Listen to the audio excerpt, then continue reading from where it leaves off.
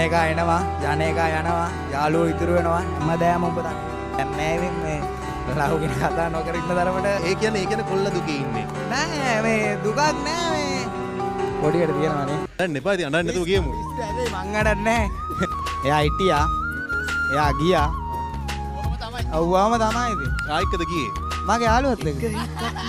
හොඳම යාළුවා. හොඳමත් නෑ.